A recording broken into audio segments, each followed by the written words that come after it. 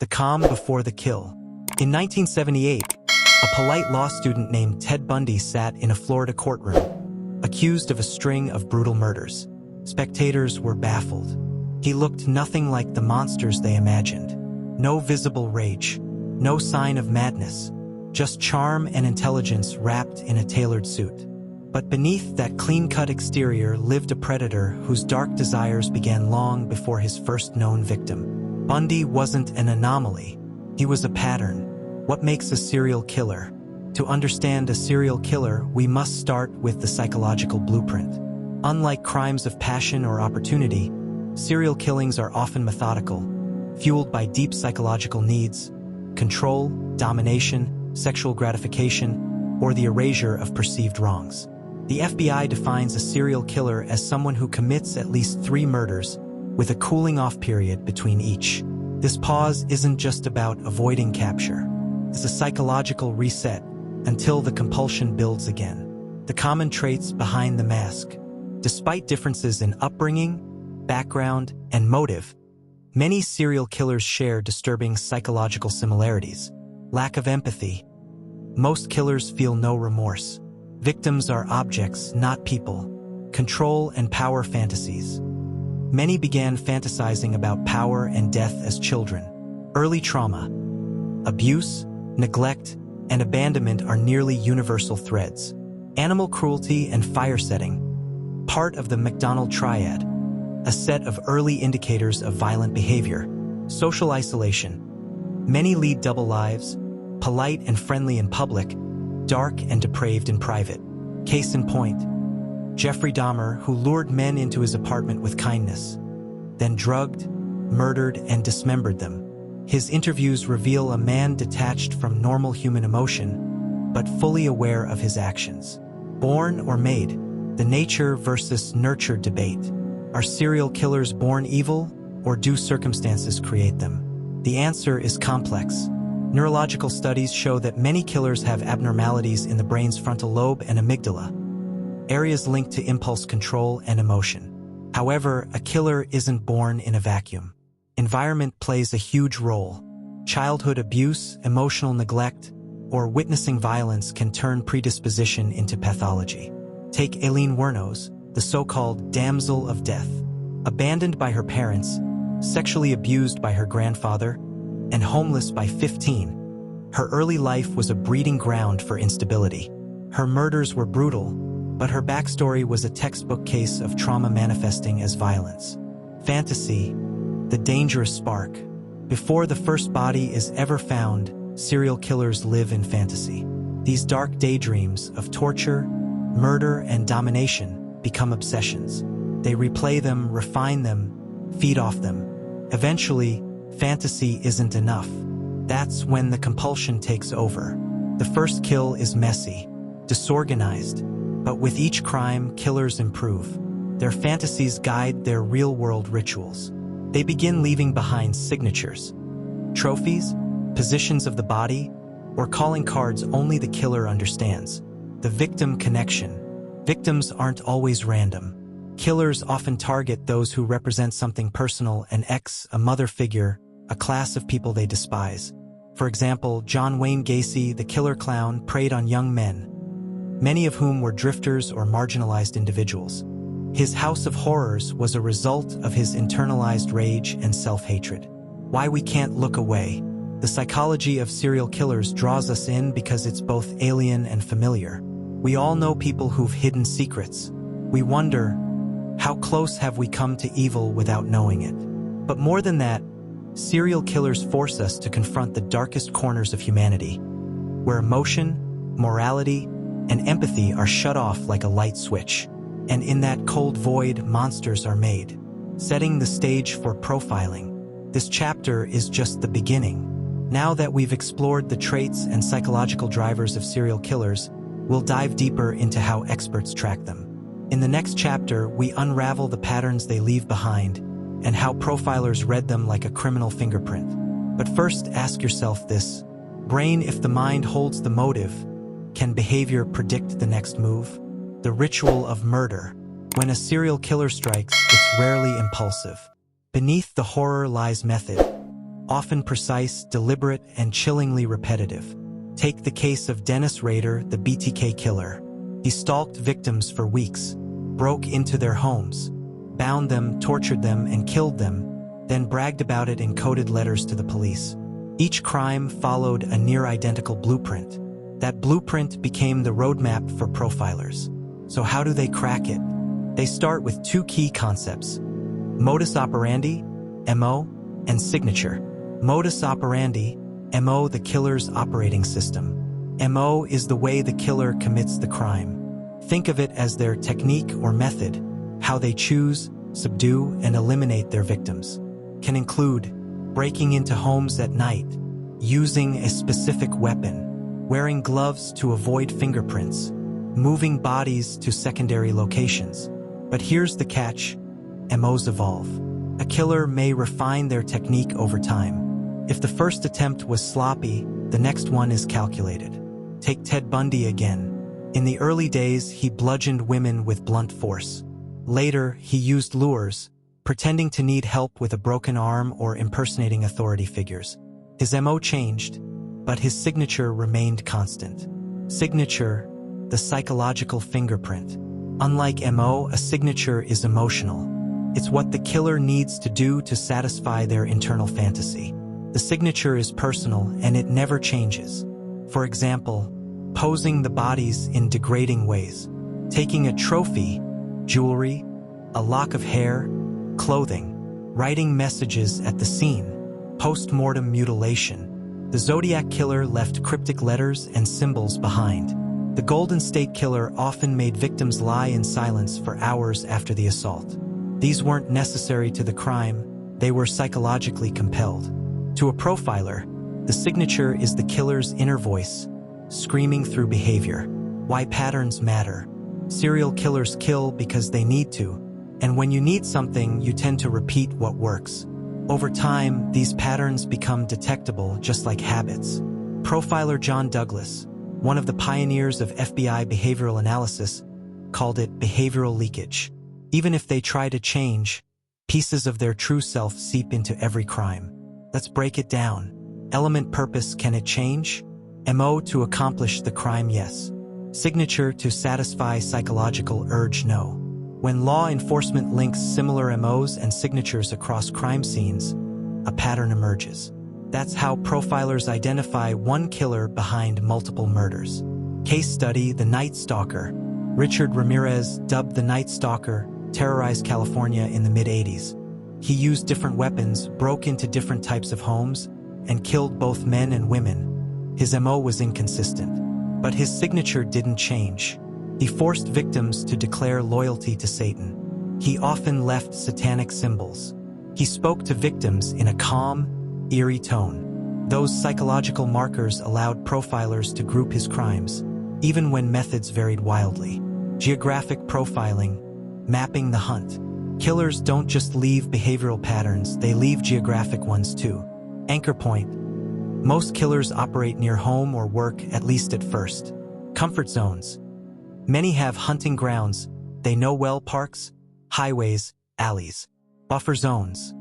They rarely strike too close to home to avoid detection. Using this data, analysts create geographic profiles, heat maps of where a killer may live or work. It's how the FBI finally narrowed the search for the DC snipers to a specific vehicle and location. The Profiler's Toolkit. The FBI's Behavioral Analysis Unit, BAU, uses all of the above to build a criminal profile. These profiles aren't about naming a suspect. They describe the kind of person investigators should be looking for: likely age range, psychological stability, background, military, medical, etc., relationship status, vehicle and living arrangements. In many cases, these details are shockingly accurate. In others, they serve to narrow down thousands of leads. The danger of misreading a pattern. But patterns can mislead too. Copycats may mimic the MO and even the signature to confuse investigators. Or a killer may purposely break their pattern to throw off law enforcement. That's why profilers combine behavioral, physical, and forensic evidence, not just one. Still, one truth remains. The predator can't completely hide their instincts. From scene to sketch, By the end of this chapter, you should see that every crime scene is a canvas, and the killer always leaves brushstrokes. These strokes become the beginnings of a profile, the bones of a manhunt, the start of justice. Don't forget to like, comment, and subscribe. Hit the notification bell. Inside the Cage with Monsters. Few jobs are as psychologically taxing as interviewing a serial killer. Yet, for FBI profilers, it's one of the most powerful tools in their arsenal. Why? Because real answers don't come from textbooks. They come from killers themselves once they're caught. The Behavioral Analysis Unit, BAU, built much of its profiling database not from crime scenes, but from one-on-one interviews with the worst murderers in history. The goal? To understand motive, ritual, fantasy, and escalation from the source. The birth of behavioral interviewing. In the 1970s, agents John Douglas and Robert Ressler launched the Criminal Personality Research Project. Their mission was unprecedented. Go inside maximum security prisons and interview convicted serial killers. They sat across from men like Edmund Kemper, who murdered his own mother and decapitated victims. Charles Manson, the manipulative cult leader who never personally killed. Richard Speck, who killed 8 nurses in one night. What they found was disturbing but incredibly insightful. These killers didn't see murder as crime. They saw it as expression, control, and fantasy fulfillment. Fantasy is the fuel. Every profiler learns that fantasy drives serial killers. They rehearse the crime in their mind long before they act. And each murder isn't about need, it's about desire. In an interview, Ed Kemper explained how the fantasy grew stronger over time. At first, it was just a thought. Then it became a daydream. Then I had to make it real. These interviews taught profilers that the cooling-off period between murders often shortened. That escalation wasn't just physical, it was psychological. If the first kill didn't match the fantasy, they'd kill again.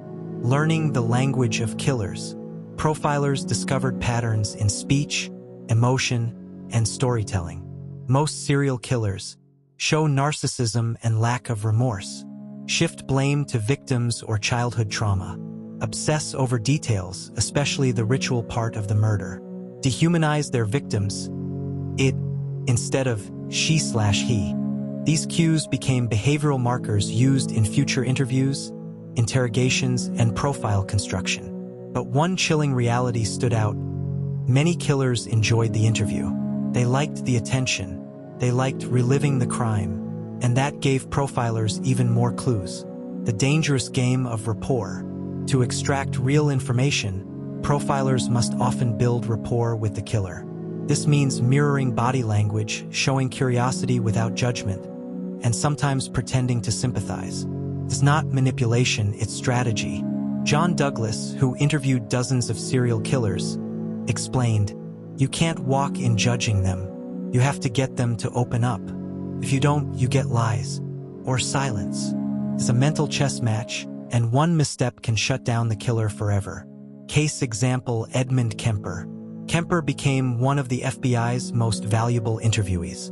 Why? Because he was intelligent, articulate, and brutally honest. He offered detailed accounts of his methods, how he stalked victims, chose remote locations, and developed elaborate rituals. He even corrected agents' assumptions about his motives. Kemper revealed something vital. He didn't start killing strangers. He started with fantasies, animals, and eventually family. That insight changed how profilers evaluated escalation and early warning signs. What they've learned so far, thanks to decades of interviews, profilers now understand. The compulsion loop. Most killers kill not for power or revenge, but to replay a fantasy they've fine-tuned over years. Control is central. The more control they feel over a victim, the more powerful the experience. Post-crime behavior matters.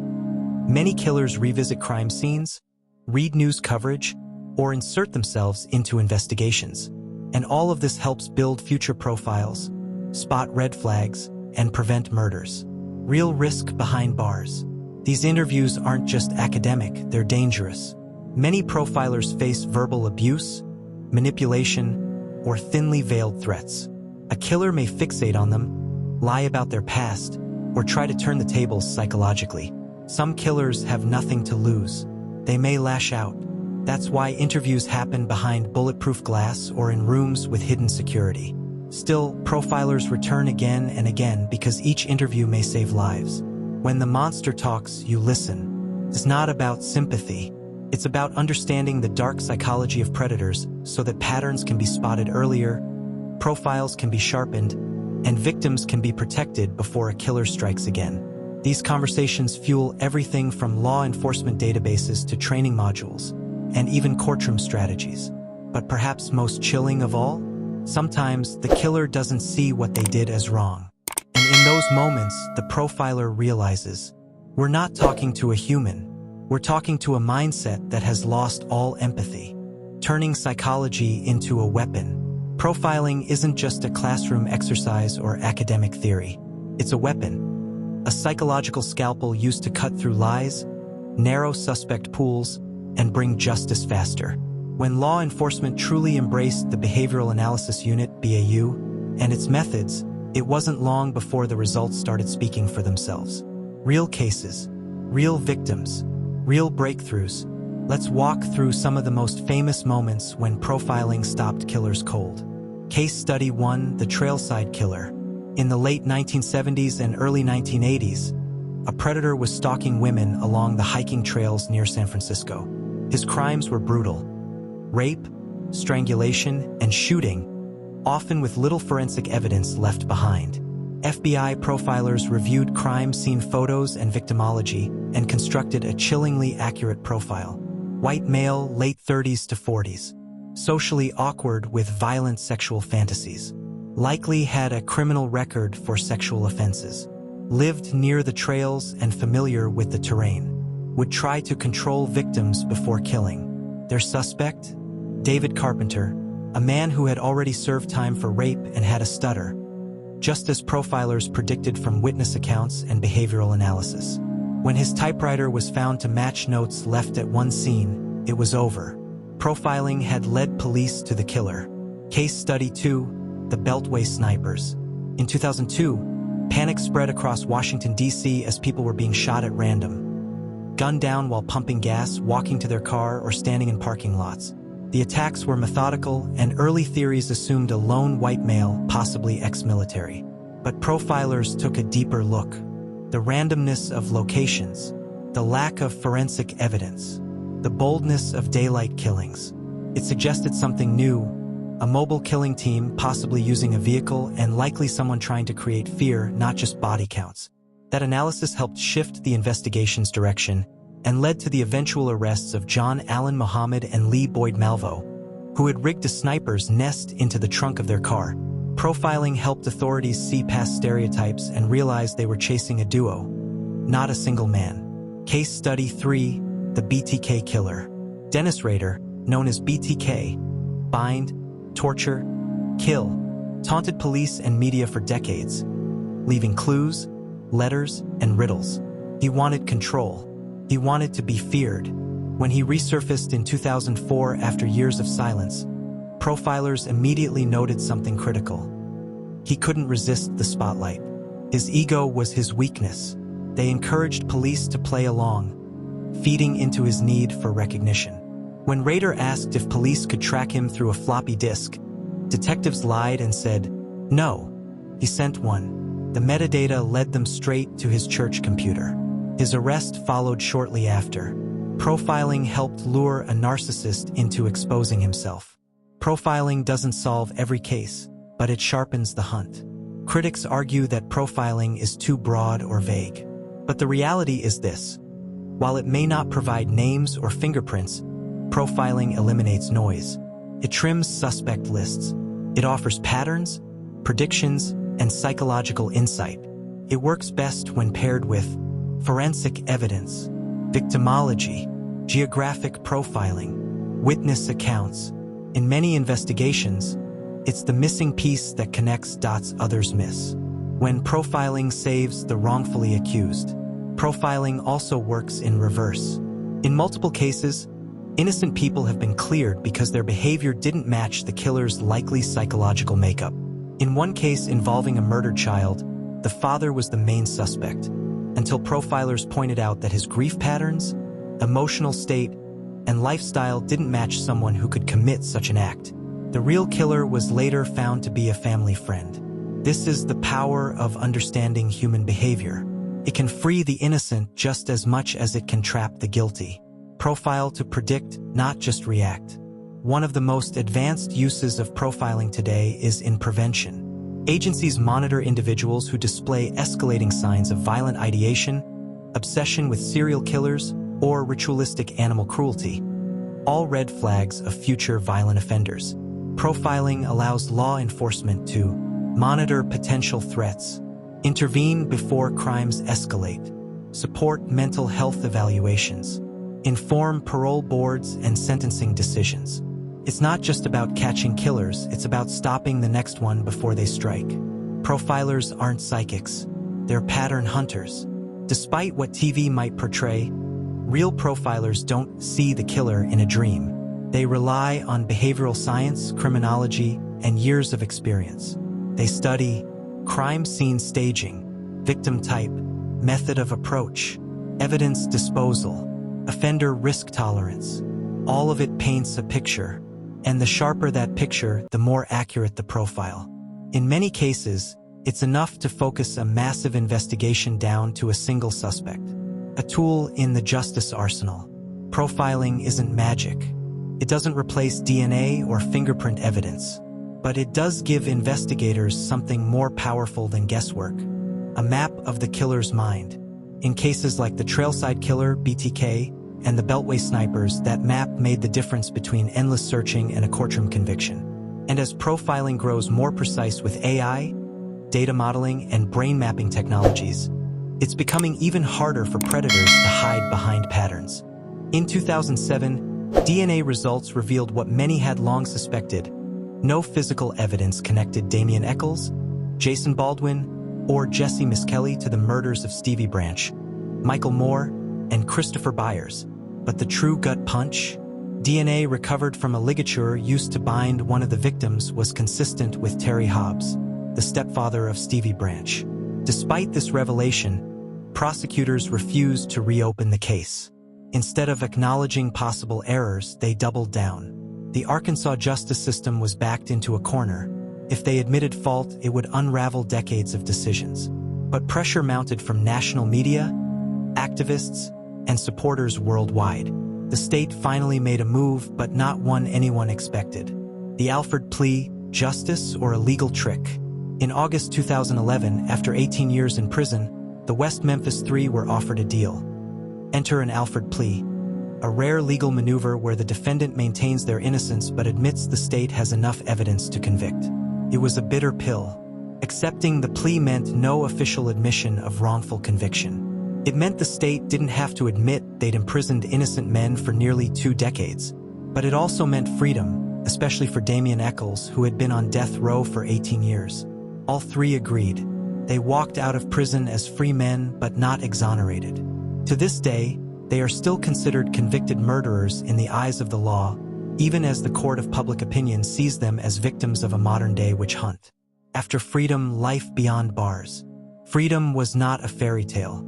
Jesse Misskelley struggled to adjust to life outside. Jason Baldwin focused on criminal justice reform and eventually became a paralegal. Damien Echols, perhaps the most publicly visible of the three, moved to New York and began speaking out about wrongful convictions.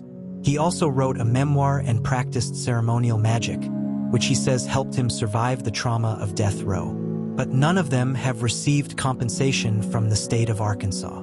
No apologies. No investigation into who truly killed the 3 boys in 1993. And Terry Hobbs? He denies any involvement to this day. Despite mounting suspicion and the DNA match, no charges have ever been filed against him. Unanswered questions in West Memphis. Even now, the town remains divided. Some still believe the 3 teenagers were guilty, clinging to the original narrative they were fed in the 1990s. Others are outraged, ashamed of how their town became a national symbol of injustice.